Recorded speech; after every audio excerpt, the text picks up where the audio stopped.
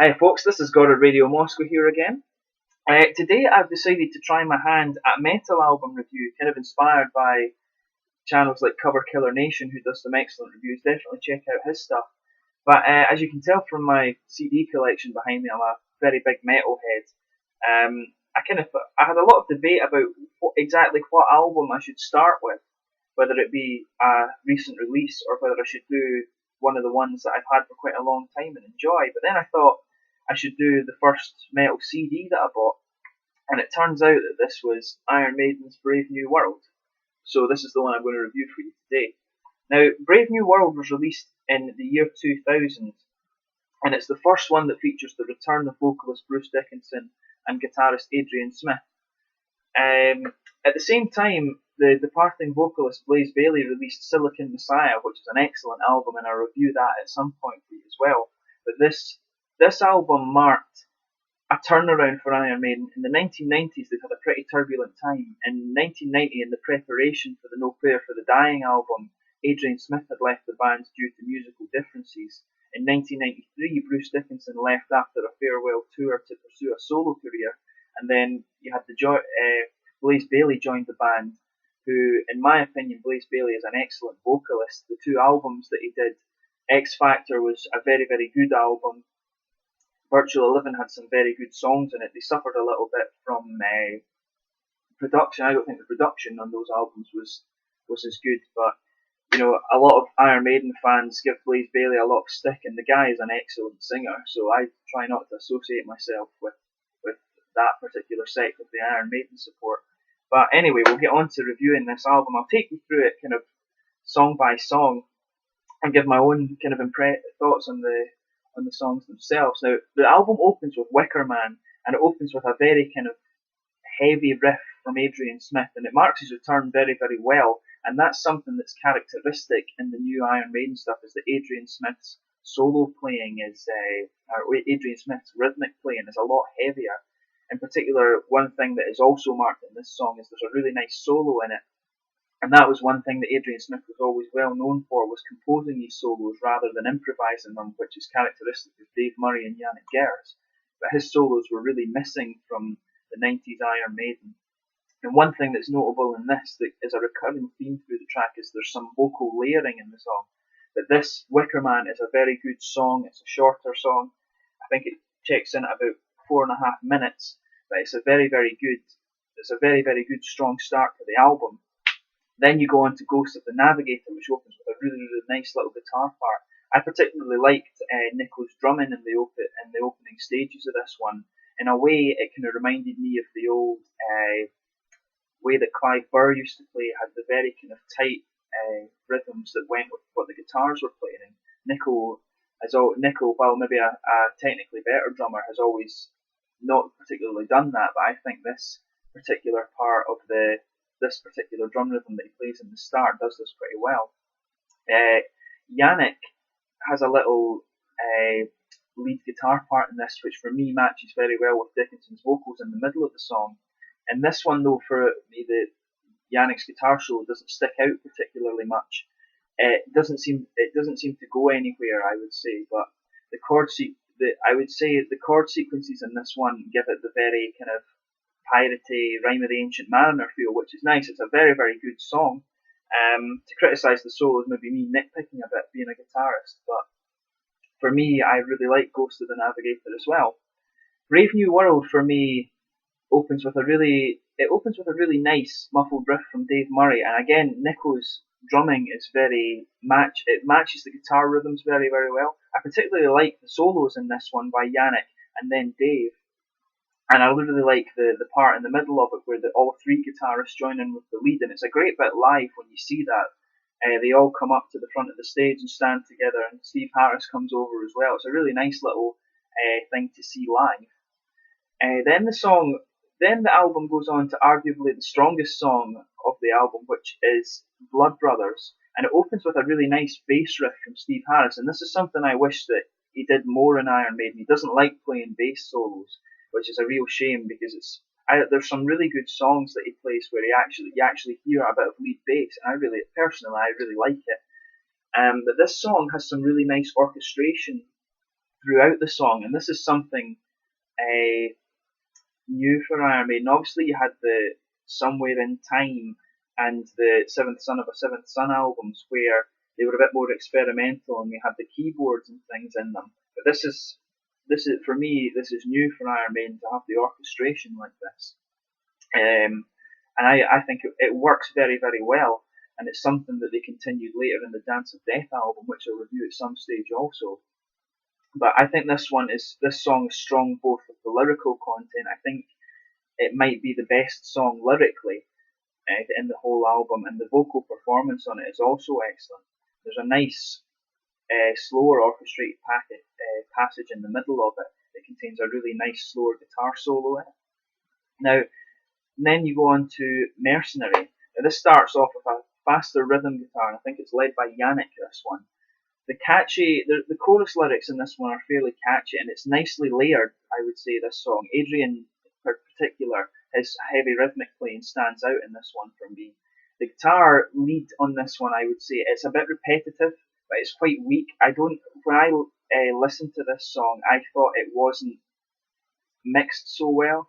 I don't know, it just, for me, there wasn't one part that you could focus on. But that's just my opinion. A lot of people particularly like this song. Now, Dream of Mirrors is an interesting one because this is one which I had read Blaze Bayley was supposed to have contributed to the lyrics for this, but didn't get credited with it in the album, which was something that bore a little thorn. But that kind of this happens. But anyway, now this one opens quite rhythmically, and then it goes to a sort of slower marching part with the guitars. I think this song kind of grows in strength as it progresses. It's mid-tempo in the middle, and then you get a lively, faster part to it. The vocal layering again in this one is very nice, and it works well. I really actually like Yannick's solo in this one, and the lyrical content in this one I think is particularly good. It's one of these ones that more gets to you a bit emotionally, kind of like Blood Brothers a bit. It's less concepty, if you like, and I think the lyrics in terms of this one are very, very strong as well. The Fallen Angel is a very interesting one. I've heard people who kind of didn't particularly like this one, but for me, it reminds me of Phantom of the Opera from the very first album, the Iron Maiden self-titled album, actually, because of the very kind of distorted rhythmic-y guitars. I would say with this one though, I think the recording needs to be a bit louder. The layering, again, is particularly prominent in this one, and the more rhythmic lyrics in song, it stops the fact that it's a bit more rhythmic with the lyrics and things. It stops the album becoming a bit monotonous because they're all the songs up to now, they have a similar kind of feel, and this one injects something different into it, which I personally think you need mid-album to stop it to stop the album sort of dying out, if you like. So it does very well in that sense. It has a very nice composed solo again from Adrian Smith in it, and there's nice little staccato lead guitar parts in it, which I think it's very nice. I really like this song because it reminds me of the Phantom of the Opera, which was one of the very first songs that kind of got me into Iron Maiden. I used to watch it on YouTube with Paul Diano. Now then you go on to Nomad. Now this is one of the longer songs. I think it checks in around 9. Let's check it here. It checks in just over 9 minutes, and this one has a really nice little Middle Eastern inspired riff from Dave Murray. The vocal performance again from Bruce Dickinson on this one is one of his highlights in the album. There's a really nice epic passage which I think starts from about 4 minutes in and kind of continues throughout the rest of the album. In my opinion, the first solo in this, I think it's maybe Yannick, doesn't particularly go anywhere. But the final solo from Dave Murray is really, really nice, and it continues the kind of Middle Eastern guitar theme, like the really clean guitars, and it's a really beautiful part in the middle of this. This is one you really need to listen to, but the guitar leads really give you that feel of kind of traveling, not really knowing where you're going, and that little Middle Eastern influence in it is very, very nice, I would say. I think the drumming in this one works really well. Nico does really well using the ride cymbal than kind of using the quieter hi-hats. I prefer the fact in this that he's used the ride cymbal rather than his hi-hats. And the song ends really nicely. this one is a really really good song, but for me, in terms of the long ones, it doesn't stick in my mind the same way that the likes of the Ancient Mariner, Clansman, Sign of the Cross, Dance of Death, When the Wild Wind Blows, it doesn't stick in my mind in the same way. It's a beautiful song, don't get me wrong, but it just, for me, it doesn't have the same sort of, it doesn't make you remember it in the same way that these other excellent songs do. Now, the album then progresses on to Out of the Silent Planet. Now, the opening for this song is kind of reminiscent of Somewhere in Time, in my opinion. You have the kind of keyboardy elements to it, and there's nice vocal layering in it again. But for me, this song is a little noisy. It sounds like the instruments are all competing. It doesn't have the same sort of subtle background progressiveness that you see in the other songs from the guitars. Like, some of them are mixed very well, and this is one of the things with this album, is that it's surprisingly, compared to what Iron Maiden have done before, is that it's surprisingly complex. The three guitarists in this album make it very, very complex, and this, for me, is the one song on the album that just doesn't work. It doesn't seem to have someone taking the lead, and then the nice rhythmic guitar harmonies in the background. The bass in this one is a bit more audible, and there's an interesting drum rhythm as well after the second chorus, but in this one I feel the solos don't match the song very well. They don't particularly go anywhere, but in a way it might just be the case that this is a kind of difficult song to get your head around. But I've listened to it a few times just to try and get my head around it, but I think this is one of the weaker points on the album. I don't think the song doesn't have somebody leading the guitar parts and things like that, and I think that's what's made the rest of the album so strong, and this one a weaker point on the album, I would say. The last song on this one is The Thin Line Between Love and Hate. Now, this song it's a 9 minute again. It's not as good as Nomad, in my opinion. I would say that it fits together very well, and all the instruments are audible. They're all in good sync. The vocal layering is very nice in this, and there's a really nice part in the middle of it where Bruce Dickinson uses a little bit of reverb, and it goes really well with the song. There's nothing particularly weak about this song, but it's nothing particularly special in the way that some of the other epic songs that the Iron Maiden have done that I mentioned earlier on for Nomad. It doesn't stick in my mind in the same way that these do. The slower kind of tempo in this song, I would say, almost helps the album wind down. It's a very, very easy listening album, or a very, very easy listening song, I should say, rather. It really does help the album wind down quite well. But I say this song it's not one of the stronger songs on the album. Overall, I would say that this album it's a hell of a lot more rhythmic. It's a more rhythmic album than the other ones, and that's probably due to the fact that there's three guitarists this time rather than the two. My personal opinion is that Nico's drumming in this one is it's a lot tighter than it's been in a number of the albums that he's been in with Iron Maiden, and I like that. I like the old kind of Clive Burr feel to the drums. There's a marked difference as well in Bruce Dickinson's voice, which it's quite obvious. He doesn't have the same sound that he did in the 1980s, in my opinion. I still really enjoy his vocals. He still has the ability to do the really high notes, which he was famous for with Iron Maiden in the 1980s. The vocal layering in this one for me is very interesting, I would say. It's something that Iron Maiden have never particularly tried before. I just think it works really, really well. For me, this album is a lot more progressive than the other Iron Maiden stuff we've seen before.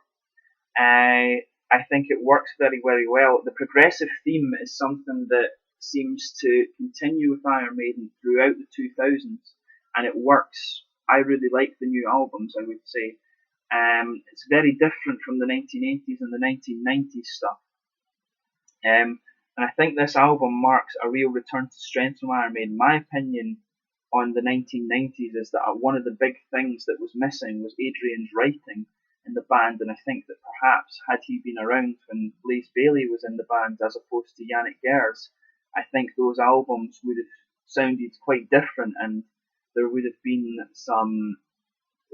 different style of writing, and perhaps it would have matched Iron Maiden would have matched Blaze Bayley's voice a bit better. In terms of the standout songs for this album, my personal opinion is Blood Brothers, Fallen Angel, Nomad, and Wicker Man and Ghost of the Navigator. Those five are the standout songs in this album for me. What I would say about Wicker Man and Ghost of the Navigator is that the Rock in Rio recordings I would say are a lot better than the studio album. You can hear the guitars a bit better in these. To me, it just sounds a lot better mixed than it does in the album. But that's the thing with Iron Maiden. Iron Maiden record their albums with them all playing together. They record it as if it's a kind of live studio performance, if you like. Not many artists do that these days. I mean, they all record the different parts and then put the album together, then they rehearse and then they play live. But that's not what Iron Maiden do. They record the album as if it was a live performance. And that's one thing that makes them a very, very strong band, in my opinion. But definitely, this album marks a return to strength for Iron Maiden after a very turbulent decade in the 1990s. They've done very well with this. What comes after Dance of Death is also another very strong album, which I'll review at some stage soon for you as well. I'll probably continue and do a full Iron Maiden series, and then perhaps a video that reviews the entire career of Iron Maiden, if you like. So keep an eye out for that. But thanks for watching my first album review. I'll be back with I'll probably do something next that's not too old. It's a newer album. So I'll do that. Please subscribe to the channel, like the videos, let me know new artists. There's a hell of a lot of metal artists out there that are always interesting to listen to. Let me know your thoughts on the video if you want me to add anything in particular to my next video. Like the videos, subscribe to the channel, give me comments, all of this kind of thing. Thanks for watching again, and check out my beer reviews also. Cheers.